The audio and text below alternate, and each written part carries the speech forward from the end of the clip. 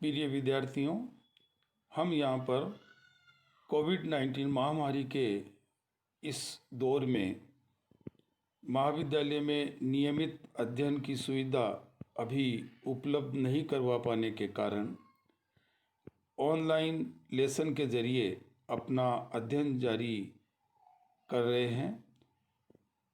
आपके सतत अध्ययन बना रहे। इस महामारी के कारण आपका जो पाठ्यक्रम है वह समय पर पूर्ण हो। इस योजना के अंतर्गत आयुक्तालय कॉलेज शिक्षा राजस्थान द्वारा निर्देशित ऑनलाइन यूट्यूब लेसन के जरिए आपको अध्ययन कराया जा रहा है। राजकीय बांगड़ महाविद्यालय डीडवाना के कक्षावार व्हाट्सएप ग्रुप में आपको जोड़ा गया है।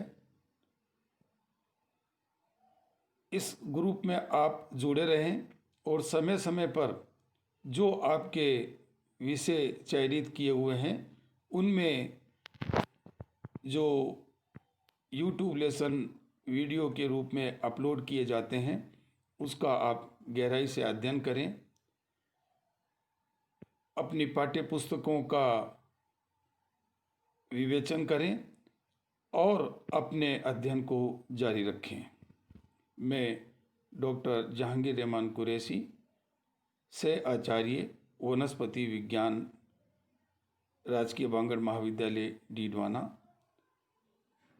यहाँ पर हम बॉटनी अर्थात वनस्पति विज्ञान का अध्ययन करेंगे।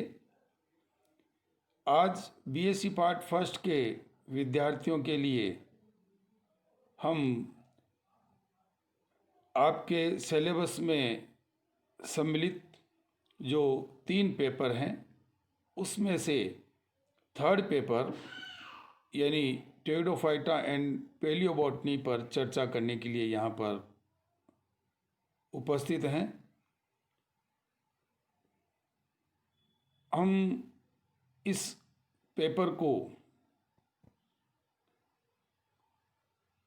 कुछ लेसन के माध्यम से यहाँ पर अध्ययन करेंगे।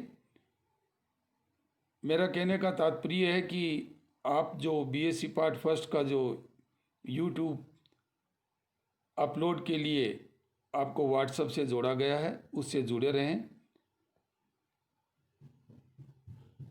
यहाँ पर ये देखा गया है कि विद्यार्थियों को इस बात का अभी ज्ञान नहीं है कि उनको व्हाट्सएप ग्रुप से क्यों जोड़ा गया है।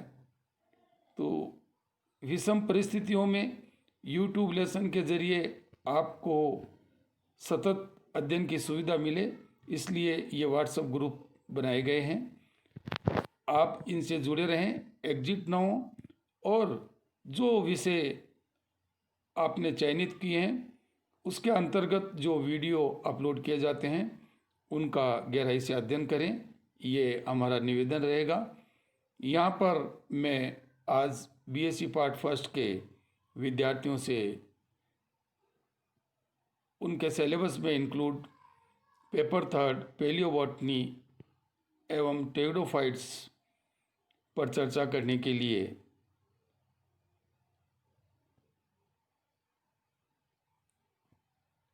आपसे जुड़ा हूँ। आप निरंतर इस पेपर का अध्ययन करने के लिए मेरे द्वारा अपलोड किए गए वीडियोस को सुनें, देखें, समझें और पाठ्यक्रम की सहायता से अपने सिलेबस को पूरा करने का प्रयास करें। प्रत्येक लेसन के पश्चात होमवर्क देने का कार्य भी यहाँ पर जारी रहेगा। जो आपने अध्ययन किया है उसी में जो क्वेश्चंस आपको यहाँ पर चर्चा के दौरान मिलेंगे उनको आप घर पे इत्मीनान से पाठ्यक्रम और वीडियो की सहायता से हल करने का प्रयास करें। संभव हो तो उसे मेरे व्हाट्सएप ग्रुप में सेंड करें जिससे कि आपके कार्य को जांचा जा सके। तो हम यहाँ पर आरंभ करने जा रहे हैं टेरिडोफाइटा एंड पैलियोबॉटनी।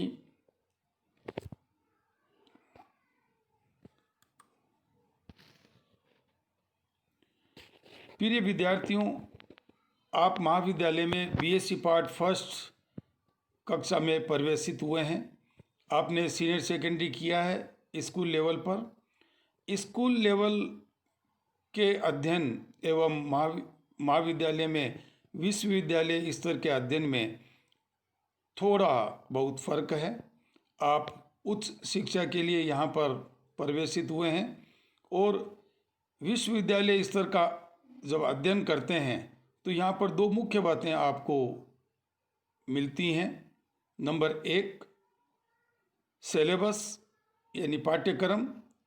जो अध्ययन विषय वस्तु आपको वर्ष पर्यंत अध्ययन करनी है उसका पूरा लेखा जोखा रूपरेखा लिखित रूप में आपको विश्वविद्यालय द्वारा प्रोवाइड किया जाता है। ये मार्केट में उपलब्ध है या आप एमडीएस यूनिवर्सिटी की वेबसाइट पर जाकर के इसको अपलोड कर सकते हैं। एक निश्चित विषय वस्तु को सम्मिलित करते हुए आपको ये निर्देशित किया जाता है कि आप इन बिंदुओं के तहत इस पेपर का अध्ययन करेंगे। जैसा कि आपको ज्ञात है, कॉलेज स्तर पर आपको अध्ययन करने के लिए 3 सब्जेक्ट चूज करने होते हैं। महाविद्यालय में 2 ग्रुप हैं, एक मैथ्स ग्रुप और दूसरा बायो ग्रुप। आप बायो ग्रुप के विद्यार्थी हैं और आपने निश्चित रूप से बॉटनी, जूलॉजी, केमिस्ट्री और जियोलॉजी में से कोई 3 विषय आपने चयनित किए होंगे या मेरिट के आधार पर या अपनी चॉइस के आधार पर आपको 4 में से 3 विषय मिले होंगे। उसमें से वनस्पति विज्ञान एक सब्जेक्ट के रूप में आपने चयनित किया है। यहाँ पर पाठ्यक्रम के अंतर्गत आपको बताना चाहूँगा कि प्रत्येक सब्जेक्ट में एमडीएस यूनिवर्सिटी की पाठ्यक्रम योजना के अनुसार 3 प्रश्न पत्र इसमें सम्मिलित किए जाते हैं।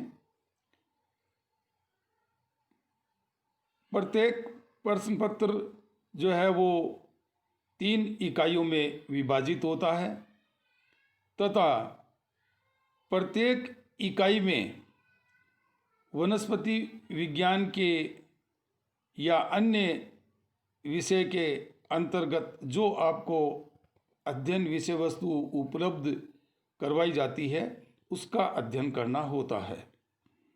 यहाँ पर बीएससी पार्ट फर्स्ट में वनस्पति विज्ञान में जो 3 प्रश्न पत्र सम्मिलित किए गए हैं वह इस प्रकार हैं।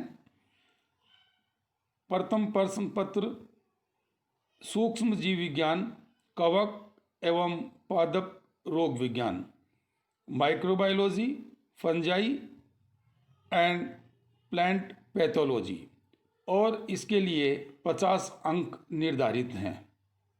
द्वितीय प्रश्न पत्र शैवाल, लाइकेन एवं ब्रायोफाइटा अर्थात एल्गी, लाइकेन्स एंड ब्रायोफाइट्स, और इसके लिए भी 50 अंक निर्धारित हैं। तृतीय प्रश्न पत्र टेरिडोफाइटा एवं पूरा वनस्पति विज्ञान अर्थात टेरिडोफाइटा एंड पैलियोबॉटनी, और इसके लिए भी 50 अंक निर्धारित हैं। इसका तात्पर्य ये हुआ कि सैद्धांतिक प्रश्न पत्रों की 3 संख्या है और प्रत्येक का अंक निर्धारण 50 निश्चित किया गया है। इस प्रकार आपको 150 अंकों का प्रत्येक सब्जेक्ट में सैद्धांतिक प्रश्न पत्र से जांचा जाएगा। एक 75 अंक का प्रैक्टिकल एग्जाम होता है जो कि तीनों प्रश्न पत्र को सम्मिलित करते हुए यानी प्रत्येक का 25 नंबर का वेटेज देते हुए 75 नंबर का आपको प्रैक्टिकल एग्जाम होता है। कुल मिलाकर के प्रत्येक सब्जेक्ट का जो अंक निर्धारण है वह 225 अंक है। यहाँ पर दूसरी जो विशिष्ट बात मिलती है वह परीक्षा की रूपरेखा है। विश्वविद्यालय आपको पूर्व में ही ये सूचित कर देता है कि आपकी परीक्षा का जो योजना है वो क्या होंगी। प्रत्येक प्रश्न पत्र 3 भाग से निर्मित किया जाता है। भाग ए जो अनिवार्य है, इसमें 1 से 10 प्रश्न सम्मिलित किए जाते हैं और प्रत्येक प्रश्न 1 अंक का होता है।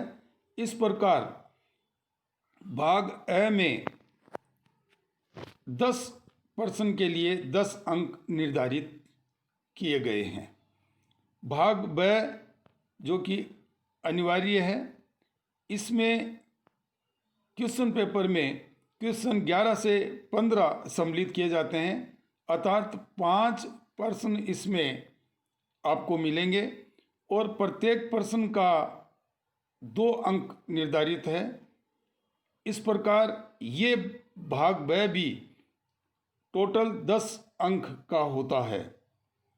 भाग स जिसमें कि आपको क्वेश्चन नंबर 16 से 18 अर्थात 3 प्रश्न पत्र आंतरिक विकल्प के साथ मिलेंगे, अर्थात प्रत्येक क्वेश्चन में से आपको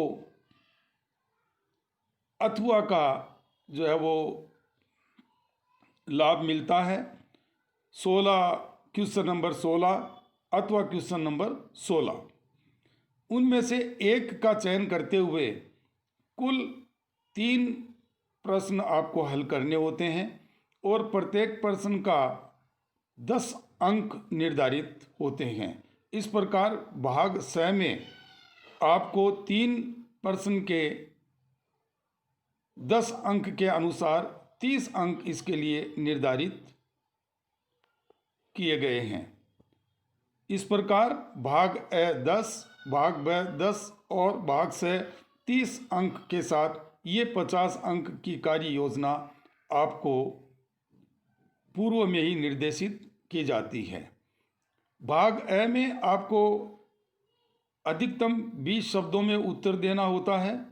भाग ब में आपको अधिकतम 50 शब्दों में उत्तर देना होता है और भाग स में आपको अधिकतम 300 से 400 शब्दों में आपको उत्तर देना होता है। इसका तात्पर्य यह है कि हमें निर्धारित जो शब्द सीमा है उसका भी ध्यान रखना होता है।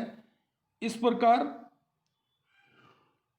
ये मेरा दायित्व बनता है कि आपको अध्ययन करवाने से पूर्व विश्वविद्यालय की इन दोनों जो योजनाएं हैं उससे मैं अवगत कराऊं, एक पाठ्यक्रम और दूसरा परीक्षा की रूपरेखा। यदि आपके पास पाठ्यक्रम उपलब्ध नहीं है तो यहाँ पर मैं आपको बीएससी पार्ट फर्स्ट का पेपर 3 जो है टेरिडोफाइटा एंड पेलियोबोटनी, ये यहाँ पर हम अध्ययन करेंगे और संपूर्ण जो पेपर का सिलेबस है वह इस प्रकार है। यूनिट 1 जिसमें कि the first vascular plants, study of pteridophytes in India, characteristics and broad classification of pteridophytes, stelar system in pteridophytes, origin of seed habit, heterospory, important character of Psilopsida, Lycopsida, Spinopsida and Pteropsida सम्मिलित किए गए हैं। Unit 2 में आपके 5 वंश pteridophytes के include किए गए हैं और उनका स्ट्रक्चर एंड रिप्रोडक्शन का अध्ययन प्रत्येक का आपको करना है। ये 5 जो वंश हैं वो ये हैं: 1 Lycopodium, 2 Selaginella, 3 Equisetum, 4 Pteris and 5 Marsilea. Unit third जो है वो पेलियोबॉटनी डिसिप्लिन से है और इसमें जो अध्ययन विषय वस्तु है वो ये है history and general account of palaeobotany in India, geological time scale, process of fossilization, types of fossils, basic idea of technique of calculating the age of fossils, study of fossil plants, जिसमें कि 2 fossil plant का अध्ययन आपको करना है, एक Rhynia और दूसरा विलियमसोनिया। इस प्रकार ये सिलेबस आपको पूर्व में ही आपके लिए निर्धारित कर दिया गया है और इसी टॉपिक्स को लेकर के आपसे परीक्षा में मूल्यांकन किया जाएगा। इसलिए आप इस सिलेबस को एग्जाम से पूर्व अध्ययन करें। टेरिडोफाइट्स का अध्ययन करने से पूर्व हम ये देखें कि विकास की प्रक्रिया से हम भली भांति परिचित हैं। ये सतत प्रक्रिया है, लगातार चलने वाली प्रक्रिया है। सूक्ष्म जीव के विकसित होने के बाद में धीरे धीरे समय समय पर इनमें परिवर्तन होते गए, विभिन्नताएं आती गई। जैसा कि हम जानते हैं विभिन्नताएं या वेरिएशन विकास का आधार है। इस प्रकार सूक्ष्म जीव से लेकर के आज जो हमारे समक्ष एंजियोस्पर्म्स का संपूर्ण वनस्पति संसार मिलता है, वह किस प्रकार से विकसित हुआ, इनमें समय समय पर विशिष्ट लक्षणों का विकास हुआ और इस आधार पर हम देखते हैं कि 5 मुख्य समूह में हम अध्ययन की दृष्टि से इनको कुछ महत्वपूर्ण लक्षणों के समुच्चय के आधार पर वर्गीकृत करते हैं। आप इन वर्गों से या समूहों से परिचित हैं। Number 1 thallophyta, number 2 bryophyta, number 3 pteridophyta, number 4 gymnosperm और नंबर 5 एंजियोस्पर्म। जैसा कि आपको ज्ञात है, आपने अध्ययन कर रखा है कि टेलोफाइटा सबसे पहले विकसित हुए और इसमें हम शैवाल एवं कवक को इंक्लूड करते हैं। ये थैलेसी अति प्राचीन प्लांट है जो कि पादप शरीर का थैलस के रूप में पाया जाता है और ये क्षैतिज रूप से विन्यासित होते हैं। इनमें जड़ों की, पान की और तने की विभेदन नहीं पाया जाता है, लेकिन जल की आवश्यकता कम होते हुए भी राइजोइड्स या मूलावास के द्वारा ये जल अवशोषित करते हैं। तो यहाँ पर हम देखें सिंपल थैलस के रूप में जो प्लांट्स सर्वप्रथम विकसित हुए वह थैलोफाइट्स कहलाए। उसके बाद में धीरे धीरे इनमें कुछ परिवर्तन हुआ और जो दूसरा ग्रुप विशिष्ट रूप से कुछ विशेषताओं के साथ यहाँ पर निर्मित हुआ, उसे हम ब्रायोफाइट्स कहते हैं। जैसा कि आपको ज्ञात है, ब्रायोफाइट्स में मूलतः हम 3 विकासीय रेखाक्रम के अनुसार इनको 3 वर्गों में बांटते हैं। हिपेटिकोप्सिडा जो कि थैलेसी प्रकार के प्लांट्स हैं, एंथोसिरोटोप्सिडा जो कि ये भी थैलेसी हैं और ब्रायोप्सिडा जो कि धीरे धीरे क्षैतिज पादप ऊर्ध्व वृद्धि करने के कारण ये पर्णिल रूप में मिलता है। यहाँ पर पर्णिल रूप में या ऊर्ध्व वृद्धि के कारण जल की आवश्यकता कुछ अधिक इनको होती है।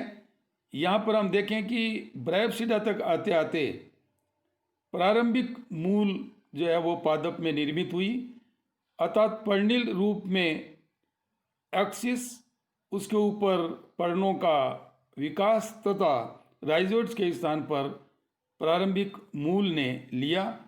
यहाँ पर ब्रायोफाइट्स को थैलोफाइट से विभेदित करने के लिए जो लक्षण विकसित हुए उसमें दो बहुत महत्वपूर्ण लक्षण हैं।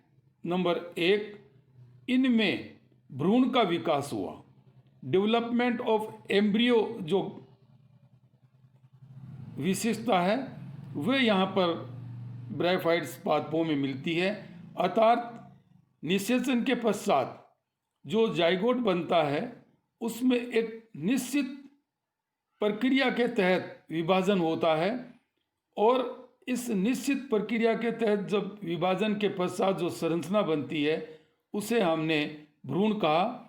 और भ्रूण के बनने के साथ ही पादप के विशिष्ट विभिन्न भागों के निर्माण की भविष्यता या भवितव्यता इसमें निर्धारित होती है, अर्थात अमुक भाग यानी ऊपर का भाग एपीबेसल पार्ट स्टेम और लीफ बनाएगा, नीचे का हाइपोबेसल भाग जो है वो फुट और रूट आदि या राइजोड आदि बनाएगा। ये एम्ब्रियो में निहित होता है। इस कारण हम यहाँ देखते हैं कि ब्रायोफाइट्स का जब या इनके पादपों के समूह का जब विकास हुआ तो इसमें ये विशेषता उत्पन्न हुई। दूसरा, जननांग जो कि अभी तक टेलोफाइट्स में नेकेड थे, नग्न थे, उनके ऊपर एक स्टेराइल जैकेट लेयर्स का निर्माण आरंभ हुआ, अर्थात यहाँ पर जननांग के बाहर की ओर एक रक्षात्मक आवरण का निर्माण हुआ। इसके पश्चात विकास के साथ साथ जो प्लांट समूह विकसित हुए उसे हम टेरिडोफाइट्स कहते हैं। यहाँ तक आते आते पादप का स्वरूप बीजाणुद्भिद हो गया। बीजाणुद्भिद का तात्पर्य है कि पादप जड़, तना एवं पर्ण में विभेदित हो। हम यहाँ पर देखते हैं कि पादप का जो मुख्य पीढ़ी है वह भी बीजाणुद्भिद के रूप में पाई जाती है। हम यहाँ पर देखें कि ये 1 वर्षीय, द्विवर्षीय और बहुवर्षीय पादपों के रूप में मिलते हैं। ये शाक, वृक्षनुमा और वृक्ष आदि के रूप में भी पाए जाते हैं या पाए जाते थे।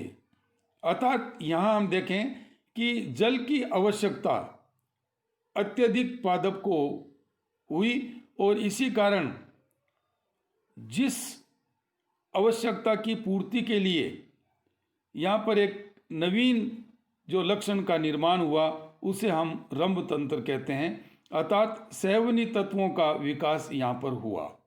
तो मुख्यतः हम देखें कि टेरिडोफाइट्स में जो नया लक्षण उत्पन्न हुआ वह सैवनी तत्वों का विकास अर्थात रंभ का निर्माण आरंभ हुआ और जल की आवश्यकता की आपूर्ति इन सैवनी तत्वों के द्वारा होने लगी।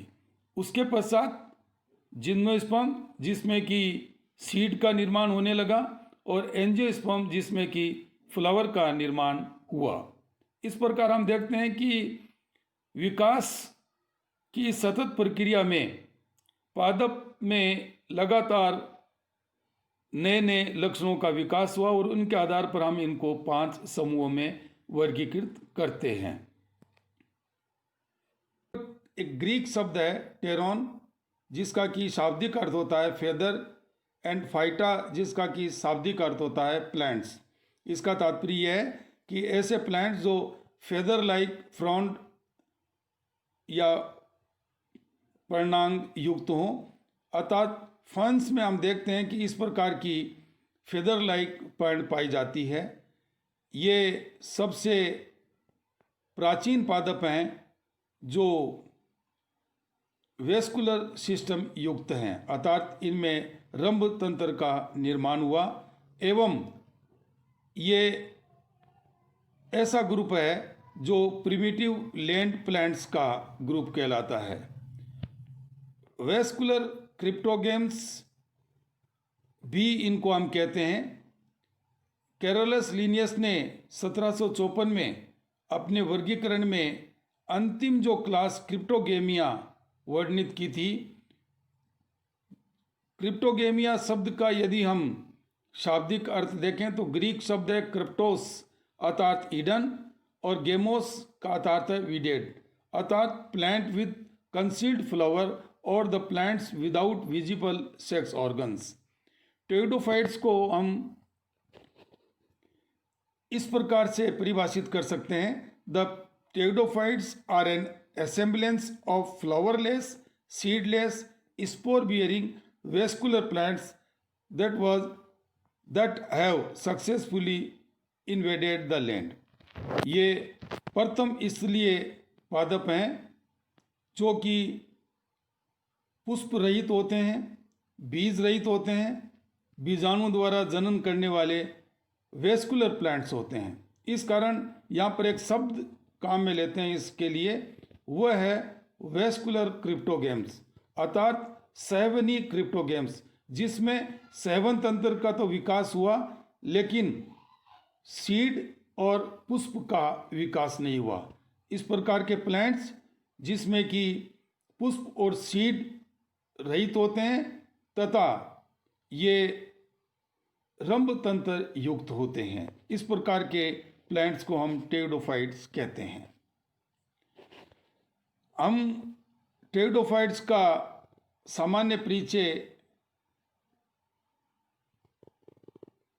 पर चर्चा कर रहे हैं और अभी हमने ये देखा कि सहवनी क्रिप्टोगेम्स एक शब्द आया, वेस्कुलर क्रिप्टोगेम्स, जिसका शाब्दिक अर्थ हमने जाना कि ऐसे प्लांट्स जिसमें कि वेस्कुलर एलिमेंट्स विकसित हुए लेकिन इसमें सीड और फ्लावर का निर्माण नहीं हुआ। इसलिए दो टर्म को मिलाकर के ये टर्म हम प्रयुक्त करते हैं, सहवनी क्रिप्टोगेम्स।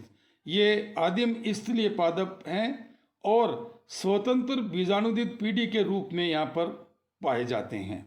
अर्थात बीजाणुदित पीढ़ी का तात्पर्य है कि प्लांट जड़, तना एवं पत्ती में विभेदित होता है तथा बीजाणुओं द्वारा अर्थात अलैंगिक जनन द्वारा अपने जीवन की अगली पीढ़ी को ये निर्मित करता है।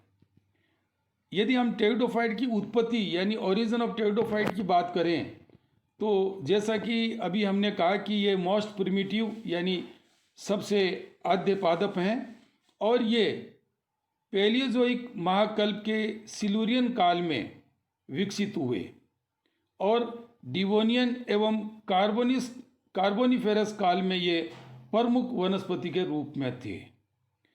प्रमुख वनस्पति के रूप में होने का तात्पर्य है कि उस समय इनका वर्चस्व रहा, पृथ्वी पर इनका वर्चस्व रहा, अर्थात पैलियोजोइक महाकल्प के सिल्यूरियन काल में ये विकसित हुए तथा डिवोनियन तथा कार्बोनिफेरस काल में ये प्रचुरता के साथ ग्रो हुए।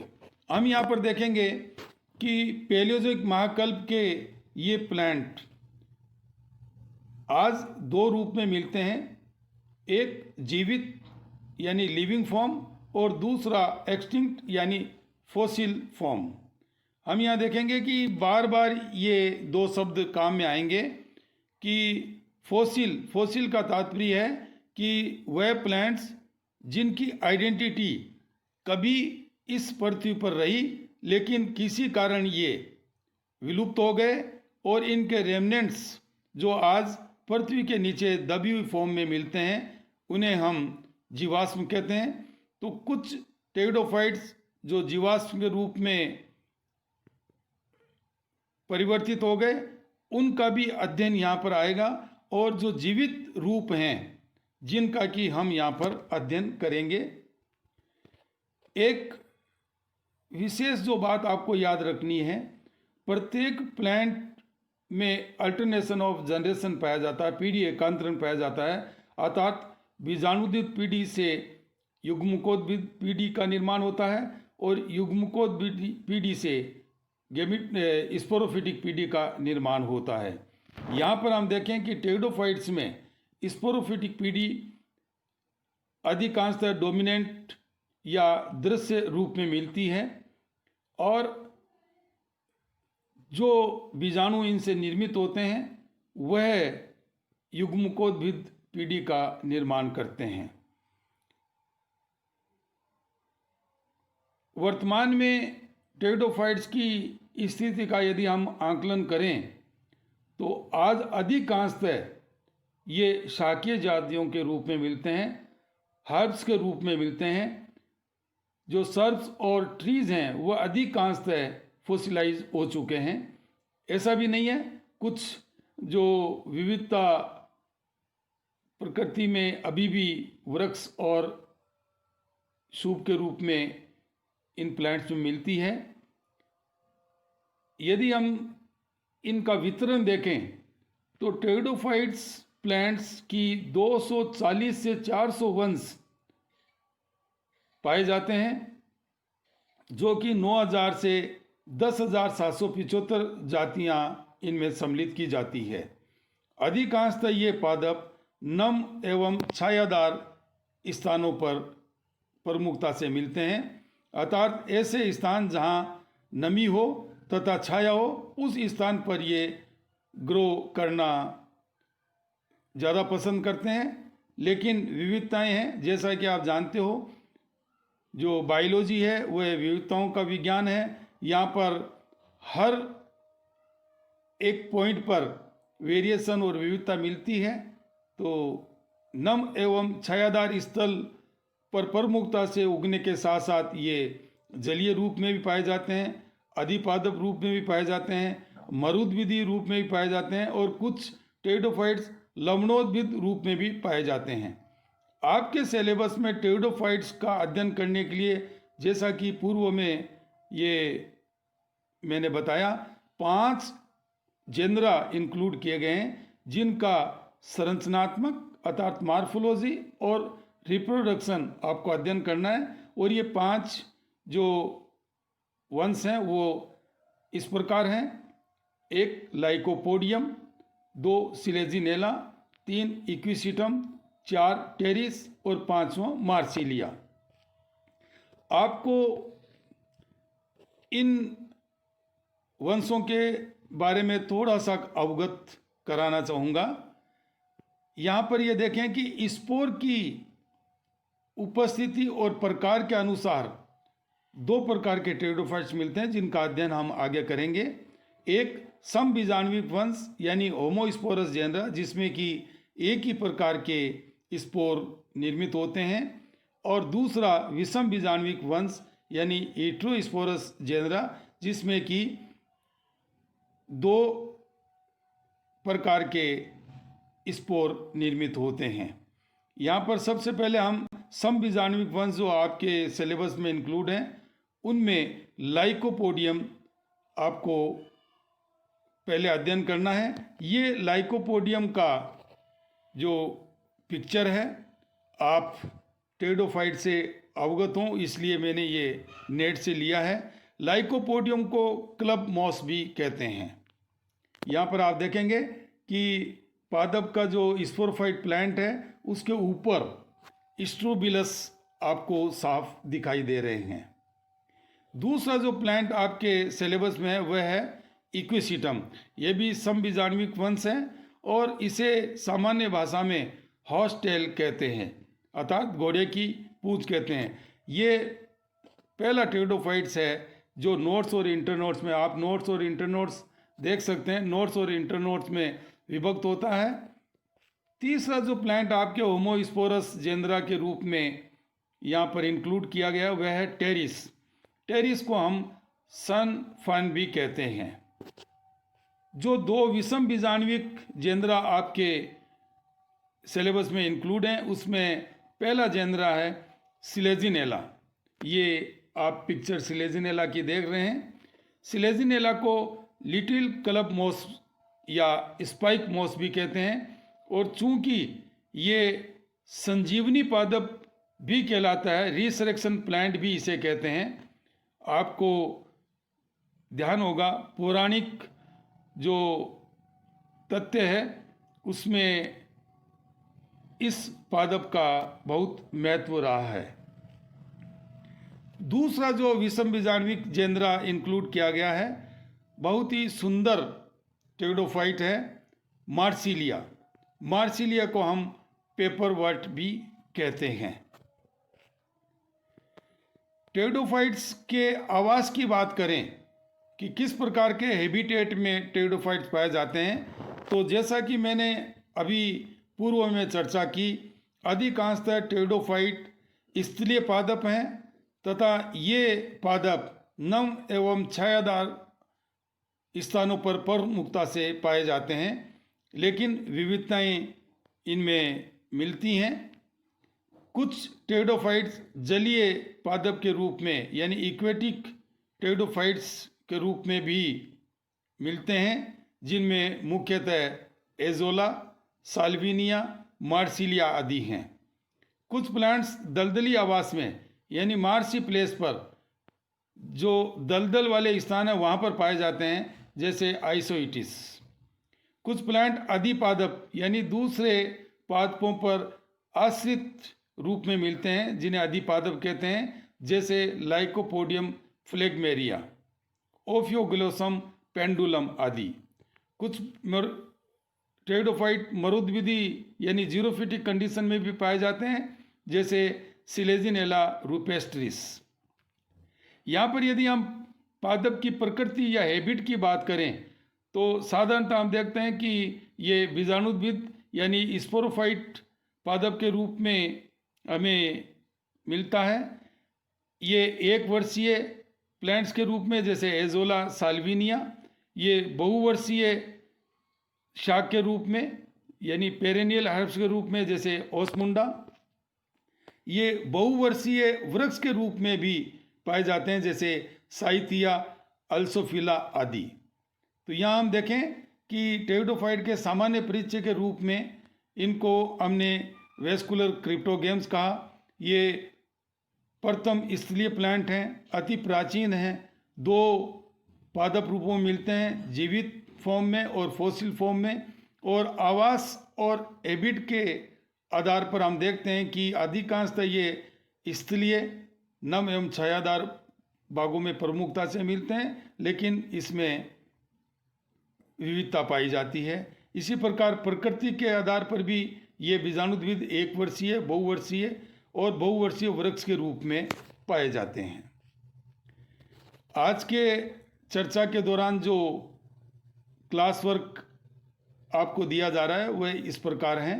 लघु उत्तरात्मक प्रश्न नंबर 1, लघु पर्णी टेरिडोफाइट्स के 2 उदाहरण दीजिए।